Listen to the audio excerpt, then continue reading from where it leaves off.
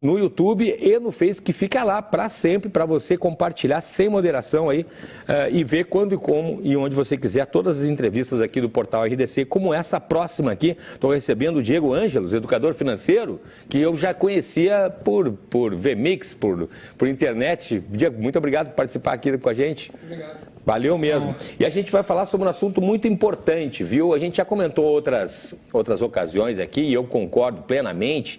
A gente vem de uma cultura aí, pessoal de 40, 50, mais velhos ainda, vai piorando a situação, que falar sobre dinheiro é feio. Né? Quem é que já não ouviu isso na mesa? O sujeito lá tem 10 anos, 8, né, 15 anos, adolescente. Ah, não, porque vamos fazer aqui uma mesada, o pai, vou vender negócio lá na escola, vamos ganhar um dinheiro. Então, quanto é que o senhor ganha, pai? Não sei o quê. Não, vamos falar sobre dinheiro aqui, que dinheiro, nós estamos na mesa aqui. Dinheiro, gente, não tem vida sem dinheiro. Vamos começar por aí, não tem vida sem dinheiro, não adianta espernear, né? Então não tenha. Agora, se o sujeito ganha lucro em cima dos outros, aí é outro problema, com corrupção, roubando e tal, bom, aí é outra coisa. Agora, o dinheiro faz parte da vida da gente, não tem como.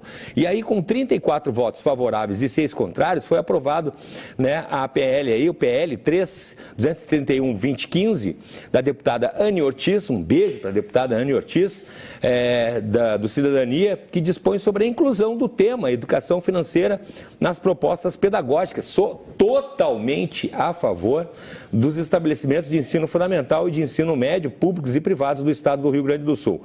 Uma emenda da CCJ aí foi apresentada ao projeto, que recebeu 46 votos favoráveis. Né? E para falar um pouco da importância de aprender desde cedo a utilizar suas finanças, planejamento financeiro, gente. Planejamento, calma, ninguém está falando do cara virar empresário, virar corrupto e ganhar dinheiro em cima da tristeza dos outros. A gente está falando de importância de aprender a utilizar suas finanças da melhor maneira possível. É simples assim, para o cara ter uma vida mais confortável, para todo mundo ter uma vida, gerar emprego, gerar renda. É simples assim, gente. Vamos conversar então com o Diego. Diego, seja muito bem-vindo mais uma vez. O que você achou, então? Teve polêmica nesse projeto aí? Como é que é? Então, primeiramente, aí, comentar que a educação financeira é muito mais do que falar sobre dinheiro, né? Então, a educação financeira é a gente começar a falar sobre valores, sobre emoções, sobre como a gente se comporta frente ao dinheiro.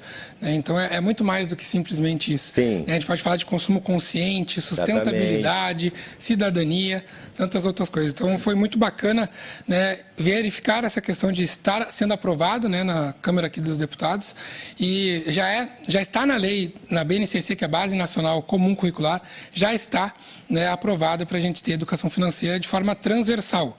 Né? Ou seja, o professor de matemática, de geografia, de história pode falar sobre o tema dentro da sala de aula. Mas agora, né, a ideia é realmente entrar como uma disciplina ou com algum projeto dentro da sala de aula. Mas já foi aprovado? Foi aprovado, né? Agora vamos ver os próximos passos de como vai realmente efetivar, como realmente vai acontecer, né? Sim, e você falou muito interessante, Diego, a gente tem a situação, por exemplo, tem gente que briga com dinheiro, né? Sim. Também é o contrário, o sujeito gasta desenfreadamente, né? Faz aplicações erradas, não se informa, não tem informação. Se eu estava vendo um amigo meu, vou investir na bolsa, vou corretor de valores, né? De ações e tal. O sujeito nunca acompanhou a movimentação numa empresa, não faz a menor ideia, e ele vai aconselhar outras pessoas como é que botar. E, gente, isso é mais, não, né? Se você estudar é tranquilo, mas é mais complexo do que parece, assim, né? É bonito nos filmes, Wall Street, ali a gente vê, né? O pessoal lá, ou então aquele cara que ganha num notebook na beira da praia, investindo em ações, mas não é bem assim, né?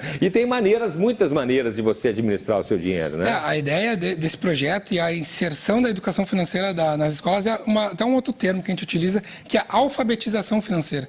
É você saber o que é juros, o que é inflação, né? A gente saber detalhes que a gente não aprende na escola. Então, essa que é a ideia. É verdade, né? Então, verdade. E desde a ideia dos pequenos, a gente consegue aprender. Claro, tem que ser de uma forma lúdica, claro, de uma forma leve, claro, de uma forma humanizada, não simplesmente, né, claro, colocar uma planilha para uma criança, sim, aprender. Né? Tem que ser de uma forma diferenciada. Tem muitos projetos bacanas, né? A gente tem aí até no Banco Central, na CVM, né, que é a Comissão de Valores Imobiliários, fizeram parcerias com o MEC para inserir também esse tema, né? Tem programação projetos para os professores se prepararem, né? Então tem muita coisa bacana acontecendo já, um movimento muito bacana, instituições privadas, né, também fazendo alguma...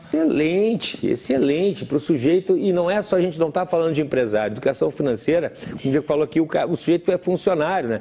Aliás, eu acho assim que a gente, até na faculdade, a gente tem uma cultura do sujeito, nada contra, eu já fui até, né, funcionário público e tal, com muito orgulho, mas o sujeito ele é mais voltado para conseguir um bom emprego, né? Ser um funcionário. E muito pouco se vê para ele empreender também, né? Para ele montar o seu negócio, a sua empresa. Agora, com a pandemia, a gente viu ali o pessoal na internet, pequenos negócios e tal. Mas aí, o Diego está falando uma coisa interessante, mas saber pequenos detalhes, por exemplo, juro. Juro é uma coisa importante porque o sujeito é trabalhador, ganha o seu dinheirinho suado lá, vai lá, vou comprar um celular. Aí o sujeito vai lá, quanto é que é o celular à vista? R$1.000. Opa, R$1.000 eu não tenho. Não, mas 4 parcelas de 500. Opa, 500 pila já cabe. Só que 4 parcelas de 500 é 2.000. Isso se chama juros. Justamente. Né? Justamente, né? E a ideia é ensinar esses detalhes, esses conceitos financeiros e a gente conseguir traduzir isso na terminologia da criança e do adolescente. Claro. Para o adolescente sair para o mercado de trabalho preparado. Ele saber o que é o imposto de renda, saber fazer o que é FGTS, impostos, né? Saber fazer um currículo. Tantas coisas que a gente deveria... E agora, graças, né, a esses projetos que estão saindo, vão ser inseridos dentro da escola. Porque impacta tudo, né? A gente está vendo agora, nunca sempre se falou, né? Mas agora a gente está vendo, por exemplo, o que é inflação, né? O pessoal não sabe o que é inflação, né? Deflação tem muitas vezes também, em alguns países que também é ruim, né? A questão, paridade cambial, né? Daí o sujeito, mas o que é isso? O dólar está 5, está 4, mas... O mais importante é também saber como isso vai ser impactado na sua vida. Né? A gente vê no dia a dia combustível, alimentação, tudo aumentando. Né? E uma das coisas, grandes detalhes que aconteceu da polêmica foi a questão de for comentado que o problema é a falta de dinheiro.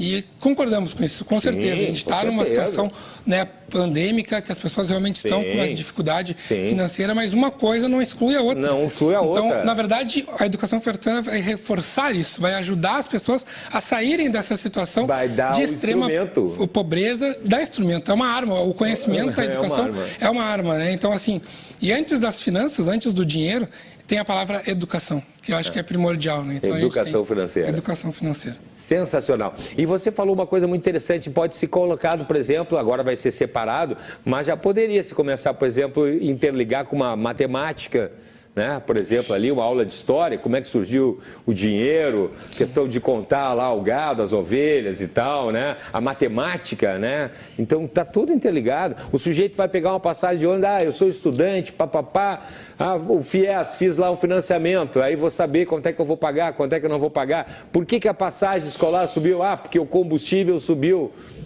Né? Mas por que subiu? Porque está atrelado aos preços internacionais. O que isso significa, o cara fica olhando, mas ele sabe que estava 4, passou para 5, mas ele não sabe por quê. Justamente. Né? Que interessante. E isso aí tem prazo para começar daí? Pelo projeto é 180 dias para começar a ser efetivado, né? Mas a gente sabe que o principal caminho é também a formação de professores. Então a gente tem que formar os professores, dar capacitação, né? De sim, com uma forma muito mais assertiva, que inclusive vai mudar a realidade dos professores. Claro. Muitos professores realmente estão também em dificuldades financeiras. Claro. A gente teve aí, os professores públicos tiveram parcelamento salarial, tiveram que pegar empréstimo. Então a gente vai acabar ensinando também os professores a mudar essa realidade. Empréstimo consignado, muitas vezes é uma armadilha, né? Olha só o que a gente já falou aqui, que já afeta, ninguém escapa. E bacana comentar também que eu dou aula dentro de escolas de educação financeira, né? Eu sou professor também, né? Então atuo dentro com os alunos, né? E é muito legal o feedback. Eles realmente gostam daquele assunto. Sim. Né? Eles estão, a internet está aí, eles falam diariamente sobre isso, né? E desde pequenos eles já têm essa necessidade de querer um lanche, de querer aí um refrigerante. E você tem como usar isso como uma ferramenta de educação financeira. Isso pode começar dentro de casa, mas como tu bem disse no início da tua conversa, da tua fala, é um tabu falar de dinheiro. É um tabu de falar de dinheiro. Né? A gente já ouviu isso aí, geração mais antiga, repito, Não, mas aí, papai, quanto é que você ganha? Quanto é que ganha a mamãe e tal? Ah, não vamos falar, agora é hora do almoço e tal. Aí o sujeito cresce sem ter a menor noção do que está acontecendo. Então a gente tem que falar de dinheiro, de finanças dentro da escola, nas famílias, nas empresas. A gente precisa falar sobre isso de uma forma leve, de uma forma tranquila, desde o início da formação, né, das pessoas. Não precisa, gente, não precisa bolsa de valores, não precisa ir para a paridade do dólar, mercado internacional, né? Vamos começar explicando para ele ali o que ele pode economizar, quantos sanduichinhos ele compra ali, se vale um refri, um suco. E qual que é o impacto que as ações dele no dia a dia, os hábitos dele no dia a dia pode ser transformado também. Então, o hábito de você desligar a luz do seu quarto quando você sai, já é uma economia, já é uma maneira de tu ensinar a criança. Ou tomar banho mais rápido dentro do chuveiro, já é uma outra coisa. Ou você... E a parte também do consumo consciente, né? Então, se você não sabe, a gente explica isso nas aulas, uma calça jeans é necessário para a produção de 17 mil litros de água para fazer uma calça jeans. Impressionante. Se o aluno sabe disso, ele vai ter um consumo mais consciente, mais responsável. Impressionante. Né? Não, eu tive agora no início do programa, eu tive uma aula aqui sobre o plástico, que é um vilão, que na verdade não tem nada de vilão. O vilão do plástico é a pessoa que descarta mal o plástico. O plástico é sensacional no consumo. Em relação, eu falei para o sujeito assim, comecei com uma provocação. Não, mas agora eles tiraram, eu vejo no supermercado, não tem mais canudo de plástico, tem canudo de papel. É muito mais difícil, se for os dois, para uma reciclagem, para um aterro sanitário, você reciclar o papel do que você reciclar o plástico. O plástico tem 100 anos. Tem papel, tem jornais em aterros sanitários de 1945. Fica se falando que não sei o que vai... Aí ele desmistificou algumas coisas. Se encontrou um canudo de plástico num nariz de uma tartaruga. Na verdade, era um fio. São coisas da internet também, né? Verdades que a gente fala, e um vai falando, o outro vai falando, então ninguém fala, ninguém sabe a verdade. E também um estudo que a gente estava olhando já faz tempo sobre o consumo de canudos no mundo. Foram atrás, e aí tem aqueles, investigadores de plágio e tal. Eu fiz mestrado, quase morri com esse negócio, com essa ferramenta lá. Um abraço para o meu professor, todos os professores do mestrado. Foi um guri de 11 anos que fez um trabalho na escola e ele errou nos zeros. E aquilo ali foi publicado na internet, foi passando um para o outro. Então, assim, ó, plástico é sensacional, está em toda a nosa vida, é um custo mais barato de fazer. Para você reciclar um plástico, você precisa ali... Agora todo mundo aumentou o chuveiro, né, para o inverno. Daí você fica mais quente. Um plástico vai até 200 graus para você melhorar, reciclar. Um metal e o vidro vai a 600, 1.400, ou seja, você gasta mais energia para fazer aquilo. Então tem uma série de coisas assim que o consumo, a questão da energia, né, da luz acesa, você diminui a conta de luz, o banho de 1 hora, o banho de 10 minutos ali faz uma baita diferença no dia a dia e por aí vai, né? A educação financeira é quase que uma ciência comportamental. Sim. Né? Existem estudos de psicologia econômica, finanças comportamentais, porque é sobre hábito, é sobre comportamento. Sim. Né? Sim. Então, como tu disse, é o descarte que é errado, não é a produção do plástico em si. É o descarte que está sendo de forma equivocada. A reciclagem, então é todo separar o lixo. É verdade. Né? E tudo isso são assuntos que a gente pode sim trabalhar dentro da sala de aula para as crianças, jovens, né, e adolescentes. Alô, políticos contrários aí, viu? Viu só, gente? Não é, eu sei, concordamos que não tem dinheiro, que parece o pessoal falar com falta de dinheiro. Uma coisa não exclui a outra. Uma coisa não exclui a outra, entendeu? Para a gente conseguir falar melhorar alguma coisa, a gente tem que saber sobre ela, né? Não adianta a gente... E nós temos números bem complicados dentro da nossa economia, né? Então a gente tem hoje mais de 77% de famílias endividadas. Sim. Né? 31% de pessoas estão inadimplentes, né? Estão já com dívidas aí para longo prazo. Sim. Né? Então a gente vê, dentro da parte escolar, né, foi feita uma pesquisa em 2018, o Brasil ficou em 17º de 20 países, fazendo uma pesquisa sobre educação financeira para jovens. Então a gente vê o quanto falta ainda de conhecimento para esse público, né? Pois é. E ontem até ouvi um número também importante, que hoje existem mais jovens entre 20 e 25 anos endividados do que nas universidades. Nossa. Né? Então é um número bem complicado. Complicado. A molecada já... É porque a gente está com muito crédito liberado, né? Então está saindo banco digital, fintechs, e está dando crédito. Sim. E as pessoas não sabem o que é o crédito, não sabem o que é juros. Né? E acaba virando essa bola de neve. Né? Então a gente tem que explicar o que é os juros compostos, né? E falar que o tempo vai ser contra você.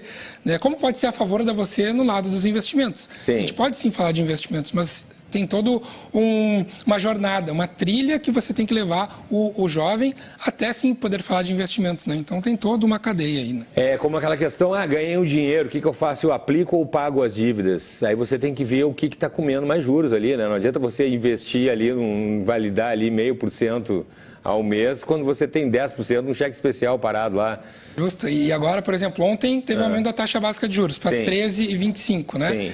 Então, a gente vê muitas propostas, e aí a gente até vê a questão de golpes financeiros, pessoas oferecendo 10% de juros ao mês de investimento. As pessoas acabam caindo nesses golpes, por quê?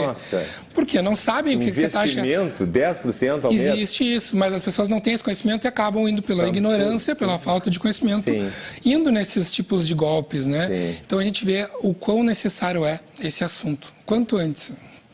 Pois então, atenção, deputados, né, que são contra aí, não é uma... Vamos baixar a raiva de lado, aí vamos deixar a raivinha de lado, vamos falar assim de educação financeira, não tem nada a ver uma coisa com a outra, a gente tem sim para sair, tem que ter gente educada, educação como você falou ali, primeiro vem a palavra educação, depois vem a financeira, primeiro vamos educar. Ontem até ouvi também uma fala da Patrícia Palermo, que é economista do FEComércio, ela falou assim que a ignorância é a mãe da pobreza.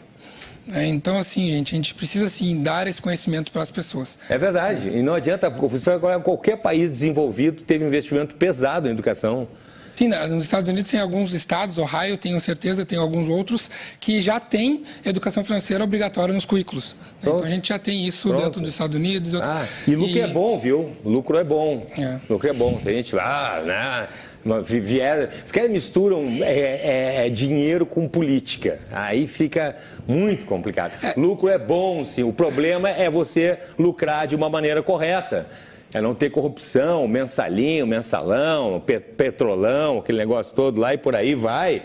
Aí sim é complicado. Aí o cara enche a mala, bota dinheiro na cueca, aquele papo todo. Aí esse lucro é mal, viu, deputado? Esse lucro é mal. Agora, lucrar, trabalhar e ganhar dinheiro, não tem nada de errado nisso. E o bacana também é que, inserindo esse tema, a gente pode multiplicar o conhecimento. Porque o jovem vai levar para o pai dele, que talvez o pai dele vai estar endividado, e a gente vai fazer um círculo virtuoso, né? E a gente vai levar essa multiplicação do conhecimento. Sabe o que é juros, né? Você não sabe o que é juros, né? Justamente. É criar oportunidades, é questão até de dignidade, sabe?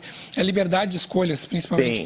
Poder de escolhas. A gente vê números alarmantes aí de mulheres, inclusive, que têm aí violência doméstica, que elas não podem sair de casa porque elas são dependentes do marido. Então, ela tendo esse conhecimento, ela pode se libertar. Inclusive, aumentou o número de feminicídios de novo, né?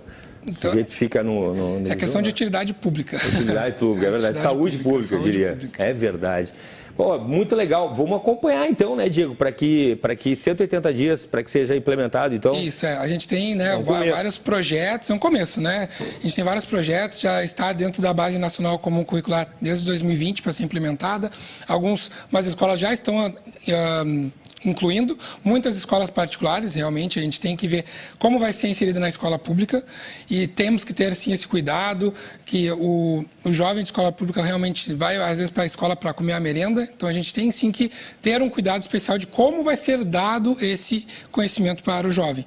Tá? Então a gente também tem muitos projetos, tem o MEC, tem muitos projetos bacanas aí, como eu falei anteriormente, do Banco Central, da CVM, livros disponibilizados aí dentro da internet. Tem muitos projetos privados também, até eu faço parte de uma startup que está levando esse conhecimento de uma forma gamificada, de uma forma lúdica, para as escolas, para os alunos aprenderem de uma forma divertida, né, e lúdica dentro do aplicativo, do celular, do computador. E hoje a tecnologia faz parte da juventude. Né? Então a gente tem que levar esse conhecimento de uma forma que eles gostem, para não virar tabu. Não pode ser chato. Falar de dinheiro tem que ser algo divertido. Nós temos que falar sobre sonhos. Essa é uma das palavras importantíssimas. A gente fala sobre sonhos. Quem é que não gosta de fazer uma viagem bacana, ir para um hotel legal? E como que é normalmente a conversa em casa, né? Vai lá, o pai e a mãe vai conversar, vai cobrar, vai falar que a luz está cara, vai falar que a água está cara. Não vai sentar e planejar, vamos planejar uma viagem, vamos planejar trocar um carro. Não, normalmente é a fala de cobrança para teatro. A gente tem que inverter esse jogo, né? Pá, show de bola. Olha, Diego, valeu mesmo. E também um grande abraço, um grande beijo para a deputada Anne Ortiz. Aliás, a deputada Anne Ortiz hoje fez um pronunciamento sobre uma outra questão. A deputada Lein também teve uma outra iniciativa sobre aposentadorias dos governadores, né? Já era para ter parado no ex-governador Eduardo Leite, mas parece que não. E a deputada Anne Ortiz se pronunciou hoje aí dizendo que está errado isso aí, viu? Já era para ter parado. Mas isso aí é outro assunto. De qualquer maneira, Anne Ortiz sempre aí, né, à frente aí, trabalhando aí, realmente de uma maneira muito positiva. Parabéns, tá bom? Para toda a equipe ali e parabéns pela inclusão desse projeto nas escolas. Obrigado, viu? Vamos continuar conversando, vou te chamar mais vezes aqui. Com certeza, é um prazer sempre estar aqui com vocês. Um prazer te conhecer pessoalmente também, né? O cara famoso, conheci o cara só pela televisão aqui, agora o cara está aqui. Valeu. Obrigado, Diego. Valeu. Agora... 7 minutos para 5 horas da tarde, esse é o Portal RDC, temperatura agora em 16 graus na capital, já está ficando meio nublado, sei que tem um pessoal aí que está na praia, né? Vai com calma, daqui a pouquinho a gente vai mostrar imagens da Freeway, temos imagens da Freeway aí, olha aí, ó.